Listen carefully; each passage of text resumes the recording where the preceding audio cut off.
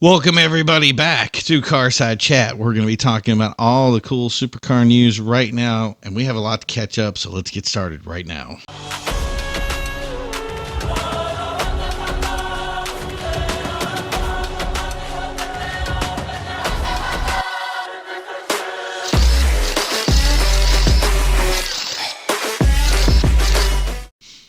Hey everybody, and welcome back. If you're looking at this is a whole new studio. This is it. This is the new thing. This is why we've been missing for a little bit now, is getting a lot of stuff built back to where I'm going to say I'm happy with it. Before, with the recording stuff and the way it was going, I wasn't sure if we were where we needed to be. I thought we were, but I wasn't sure. So I wanted to put everything and get it to the big thing here and get started off on a good foot and continue to give you guys news about supercar world out there and what's going on. So normally we put this, I just put little things at the bottom here. I'm not going to ask. I hate the idea of asking for subscriptions and all this other stuff. You know, maybe we'll do it at the end and whatever. I don't feel doing that. I really just want to get to the news. And what the big thing for me right now is I've seen that I think is very interesting is that Lamborghini now has a podcast. Now, if you didn't know that, it's kind of one of those well-kept secrets kind of thing, but it's out in the open. If you are a fan of Lamborghini or have ever been a fan of it, they're now on their second podcast. I think the ETA for it is kind of doing it once a month and showing off kind of what their vision for the company is and moving forward. So I haven't actually seen it yet. So if you have seen it, please put in the comments what you think of it and kind of give us some input. I'm interested in hearing what everybody is thinking about that. So, yeah, that's a big deal. But I don't know if this is going to be good or not. I hope, what my hopes and dreams are, I want to say it's good. I want to see more of these brands out there doing more connectivity between their clients and the supercar world in general. Now, there's kind of a twofold thing with that. Like, as a buyer, I'm sure you're loving this. It would be something cool. Don't forget to get involved with it. Don't forget to get your opinions in. Listen to where they're going in the future. The thing is there's kind of the two things is, first, if the brand kind of makes a flub somewhere, you can get ahead of it by hearing it on the podcast first and saying, okay, we're not really sure about this new technology. What kind of pushback are we getting? But the other thing is that you get to have some sort of say in that ideology, that you understand where they're moving forward and what their plans are down the road, which is, again, something that's positive. The negative to this is that what I'm worried about is once you get all that connectivity, which is great, I think all brands should do it, you have to remember that there are certain people out there who don't buy your cars who are going to give you input, or people that are going to watch it that are not buyers, that are kind of, they're not feeling the brand for some reason or the other. And that's where I kind of say these brands need to keep their vision at the same time getting in touch with their clientele or getting in touch with the people out there. The reality is if you're not a buyer and you're listening to the show and you go, hey, you know what? I like how this is. I like the cut of your jib there. I want to hear what's next. That means you could probably grab somebody from some other brand and pull them back over to your brand. And that's what's going to be interesting, because right now it's a buyer's market. It really is. Even though SUVs make up 60% of the demand right now, there is really a high demand for supercars right now. It is going up and up and up. And that's where Lamborghini was saying, I believe the report is that they've been sold out till 2025. And people ask me, is that true? Are they really sold out to 2025? And I don't know this 100%. Maybe they are. Maybe they have a deposit for all these cars. They don't make a lot of cars, so it's totally feasible that is, but I highly doubt it. And I think that's why people are asking, is because they have the same doubt I have. And the way this happens is that Lamborghini is going to sell an allocation. They're going to sell a spot. So if they sell a spot and a dealership buys it because they have a potential buyer or a buyer, they're going to want to hold that spot. And these spots they're like gold. They're like chunks of platinum or something. You want to get a piece of that chunk. Like somebody opens up a new thing on, like a shoe goes on sale or something, everybody jumps into that website and says, I need that first. And I think that's the same concept, is the dealerships know this is how many cars we think we can sell. How many should we snag when we have the opportunity? So they're going to grab those chunks as quick as they can within their means of being able to sell a car. So I think that's what happens is these dealers jump in, they grab these allocations. They may say that there's somebody that's, has a deposit for it, whatever. But as the corporate world, or in other words, if you're Lamborghini, you're going to look over and say, we have these cars sold. And it's, for their end, it's probably true. But what I see as a problem is a lot of people will say, hey, I want to buy a Lamborghini. I've never bought one before. I went into the dealership the other day and we're talking, and all the vehicles are secured for X amount of time. So it's going to be years before I get my car or whatever. We're seeing more and more of that too. So I think people are getting used to it. But I think the idea of securing your allocation is kind of what the key is. So I don't know what people are being told or how they're being told it or where they're going to get their answers from. But the corporate side of it is always going to say, the cars are sold. We're all done with them, whatever. And you need to get with your dealer or get with whoever you have. It's kind of like the same as a Rolex. Like, you try to buy a Rolex, you're going to have to like smooth a little bit to get in with the guy that's selling them to make sure that you get on that chain of events. And it's not always easy to kind of slide into that space. Especially brands like Ferrari that goes, this is how many we're making, and this is different money. They're going to sell them one way or the other. And we're seeing more of that too, is keeping the numbers limited to keep the value of the vehicles high. And that's always going to be important. This isn't like, the more you manufacture a car, the more you're going to run into the idea of them losing value. And that something became a big problem in the past because people were buying these cars, trying to trade them in, and they're worth junk. So that's the big thing, making sure that the value stays there and that everything is allocated appropriately, and, getting in touch with the creators and the designers themselves to make sure that they're doing the stuff that they need to do, that the brands themselves, mesh with the people that are purchasing them, and that we continue to make this, I want to say, a community, and it's a community based on each person or brand that you buy. So I hope Lamborghini isn't the only brand that does a podcast. I hope that everybody, especially Ferrari, I know Ferrari probably won't do it because that's just it's not their niche, if you will, but I'm hoping that they will. Maybe they'll do something with racing. That would be really cool too. But do something with racing. Some of these other brands, Jaguar, for instance, Aston Martin could use a little bit of that. And the thing is I think they would probably get the most out of it. But what really shocked me about it is some of these electric brands. I don't see a lot of that stuff out there, and it may be because I'm not in the circle. But that's the problem. If I'm not in your circle and I'm not seeing it, then maybe you want to put something out there that especially the journalist guys, can get in it and get, hey, we don't have to ask any questions before. I watched this thing the other day, and then I can come over here and do a show for you guys and say, this is what we're saying. This is the positives and negatives to it. What do we got? But on to the next one, which is something that really exciting. It just came in hot off the presses. Something new and truly thrilling is about to be unveiled. August 18th, save the date, Lamborghini. And there's a really ominous looking picture there. That picture can probably be very compelling, can't it? And it is in some respects. What is this? It's 100% going to be their EV. It's going to be their new EV thing. I'm going to try to find a picture of this other car that they did a little bit of design to, and kind of compare the two. I haven't had a chance. It's literally just hit my desk like a couple of minutes ago. So that, I think, is going to be a big deal to check that out and see what they're going to come and see if there's any changes to the EV. And if it is, there's going to be another picture up there that I'm going to show everybody of the other one that came out. So today's topic, which I think was huge, was we were talking about Ferrari.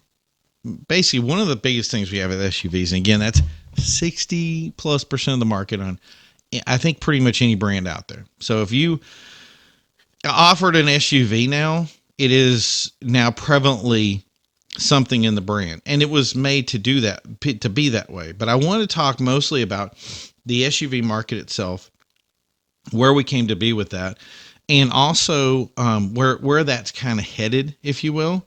So I did make a script today, and I'm going to read it. So if you don't see me looking up at the camera, I'm maybe a little bit distracted, but I want to make sure that I get this out the way I want. So when I say supercar, you probably think high horsepower. You think masterpiece of performance, a car that in some respects tends to defy logic and the ability of people who can afford it to defy that logic. What you probably are not thinking is SUV. And no, SUVs aren't something new. The Porsche Cayenne, that was introduced in 2002, and although it received some odd looks, it quickly caught the eye of many enthusiasts who thought, hey, I can finally pick up the groceries in my Porsche. That was the beauty of this, is that Porsche did not have, he just had one brand, and that was the problem with supercars back in the day, was you bought a supercar and that was it. You bought a performance car, that was it. It just picked up a certain niche. Well, Porsche guys, especially me being one of them, I would love to fill up my whole entire driveway with Porsches. And that's really what happened. So now I can finally pick up groceries in my Porsche. I can, do the laundry. I can drop off the suits at the dry cleaner. So no, I didn't. They don't think that. But if you were a Porsche fan of the concept and finally completing your your set in the garage, that was compelling enough for you to add one to your collection. And they did it in droves. So still, that kind of vehicle, that would have been unheard of in the lineup of the big boys today, like Ferrari and Lamborghini. Lamborghini built their SUV, the LM002, back in the 80s. And when Lamborghini unveiled the Gallardo, they received a lot of criticism for that. There was a lot of people that said they didn't like the Gallardo because it was watering down the brand. They were even introducing an entry-level vehicle just was anathema to many of these. So coming out with an SUV back in 2005 for these brands pretty much was considered insane. So what kind of insanity are we talking about? Simply put, we're talking about the insanity of the bottom line. That is how much they make on these vehicles and how many you make overall. So if you've been a fan of supercar brands for any length of time, you know that the monetary bottom line is a problematic concept. We're talking brands that have the latest carbon fiber and engine technology that's breaking barriers and setting the bar. If you took that business class in school like I did, you understand that research and development is the bottomless pit of despair. It makes little to no money, and you barely get a return on investment. Bugatti was rumored to lose $10 million every time they sold a Veyron for the longest time, and they probably did.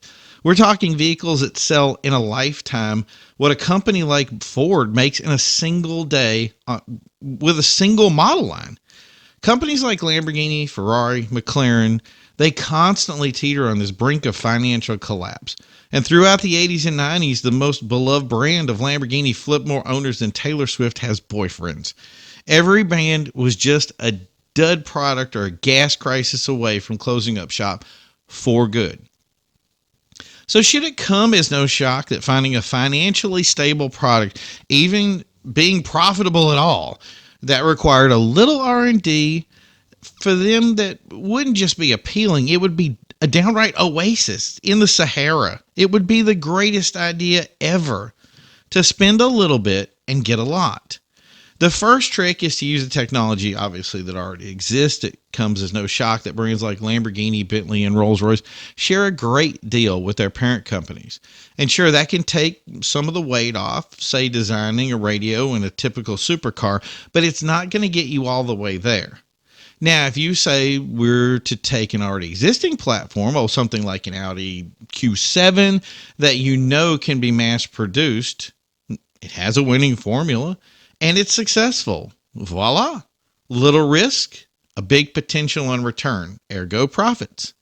So who's going to judge you, right? I think it's important to remind you that many of these brands have been internal combustion dependent since the dawn of the 20th century, meaning they had never made an electric car before and wouldn't even know the first thing about them. Many people, they hired new people to help design these new brands and these new cars because of some of the new focuses they're getting into. These are also brands that are being told that the cars that made them famous are being phased out, and governments are going to ban those engines en masse. Many of these cars already had passes on minimum fuel efficiency because they didn't produce that many vehicles. Not only that, but electric cars that are just as competitive for under $100,000 are being advertised. Now, faced with selling their soul for profit just to make sure they have a product in 10 years seems like required risk. If it works, it's a big bump in sales and it can provide the buffer that'll get you over the hump. So they made SUVs. They finally listened to the people like me who said it's got a proven track record, a platform you can borrow from, your parent brand, and it's guaranteed to turn a profit. And that's just what they did. Everyone from the Bentley to Aston had an SUV come out in the last few years. And what's the results? Simply put, record sales for the last 3 years. Rolls-Royce sold more than it's ever sold since its inception. Aston Martin's DBX increased their sales performance by 224%.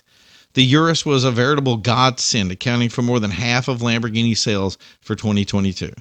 Simply put, SUVs put everyone on the map and filled the treasury. One company held its cards tight to its chest, though. Ferrari had a problem. They didn't have a parent company to pull from. They had what they had, and that was that. A library of performance cars and not much else. Their next in line competition was the Urus, and it was pushing 650 horsepower and track-bred performance. What does a company do that tells their companies, we choose who buy our cars? Well, they did what they were good at, following that old conservative route. Throw the book at it, make it a limited production model, and start dipping into whatever was on the shelf to make it successful. So did they accomplish that? Oh yeah, absolutely. The motor they went with was like going into all in at a poker tournament. The tried and true 6.5 liter V12, it's their powerhouse engine. It sounds the part, and they finished it off with 715 horsepower, the most powerful in its segment. In fact, Ferrari refuses to call it an SUV, and honestly, I don't blame them. But it didn't stop there. All-wheel drive systems from a GT4 Lusso. The way the engine makes it a 49-51 weight distribution, making it almost perfectly balanced. So expect the handling to be a masterpiece. The byline under the Parasangue should read, just go bigger.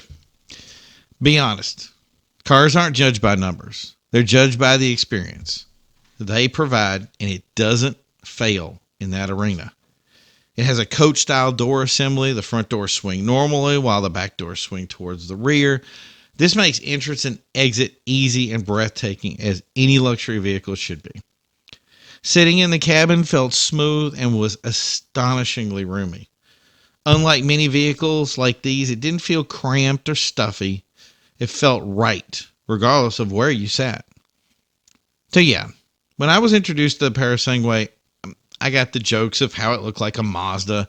I was worried that it wouldn't make the grade, but I was not only relieved to have my fears avoided, but pleasantly surprised that they couldn't be further from the truth. Where many other SUVs in this market haven't lived up to the hype, the Parasangue wasn't getting hyped enough.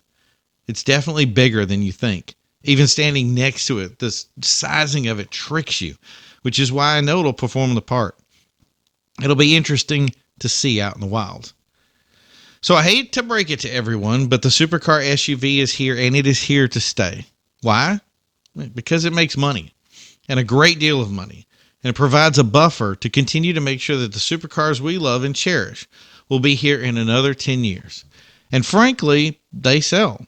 Indeed, you may not like it, but what I'm seeing is the buyers whose opinion matters are speaking with their wallets, and their wallets are screaming more.